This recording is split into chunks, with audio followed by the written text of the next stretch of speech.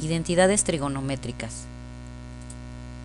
Encontrar la función identidad de 1 más cosecante de alfa sobre cotangente de alfa más coseno de alfa. Para encontrar la función identidad, vamos a sustituir la función cosecante de alfa y también la función cotangente de alfa por algunas identidades que estén en función de seno y coseno. Es decir, la cosecante de alfa la vamos a sustituir por la identidad que dice que la cosecante de alfa es igual a 1 sobre el seno de alfa. La cotangente de alfa la vamos a sustituir por la identidad que dice que la cotangente de alfa es igual al coseno de alfa sobre el seno de alfa. Haciendo la sustitución, tenemos entonces 1 más 1 sobre seno de alfa sobre coseno de alfa sobre seno de alfa más coseno de alfa. Para desarrollar esta expresión, vamos a colocar un 1 debajo del entero y un 1 debajo del coseno, de tal manera que podamos trabajar estas expresiones como operación de fracción. En la parte superior vamos a hacer la operación de 1 sobre 1 más 1 sobre seno de alfa. Sacando como un denominador de 1 y seno de alfa, decimos seno de alfa por 1 es seno de alfa, que sería nuestro común denominador. Entonces seno de alfa entre 1 seno de alfa por 1 seno de alfa.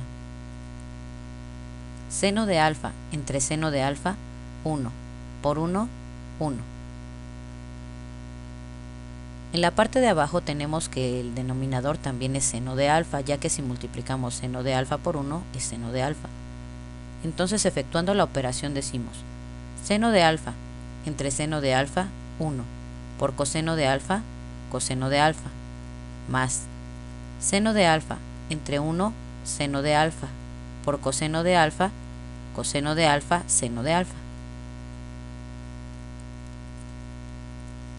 En esta expresión, por ser denominadores iguales, el seno se va a eliminar, de tal manera que la expresión ahora nos quedaría simplemente como seno de alfa más 1 sobre coseno de alfa más coseno de alfa seno de alfa. En esta expresión, como en el denominador tenemos en los dos términos al coseno de alfa, lo podemos tomar como factor común y hacer una factorización. Entonces, en la parte del denominador nos quedaría que el coseno de alfa va a multiplicar a 1 más el seno de alfa. Esto es porque si multiplicamos coseno de alfa por 1, nos da coseno de alfa. Y si multiplicamos coseno de alfa por seno de alfa, tenemos coseno de alfa seno de alfa, que es lo que teníamos en la expresión anterior.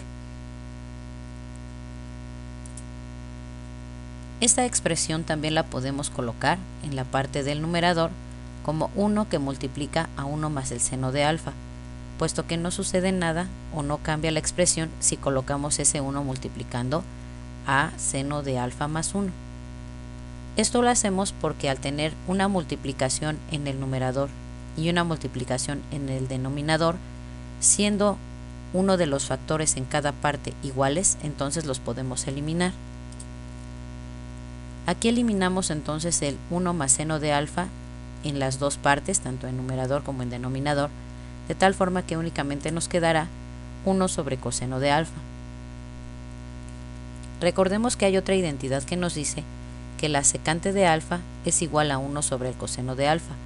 Como lo que nosotros obtuvimos es precisamente 1 sobre coseno de alfa, entonces ya encontramos la función que estábamos buscando, que para este caso será la secante de alfa.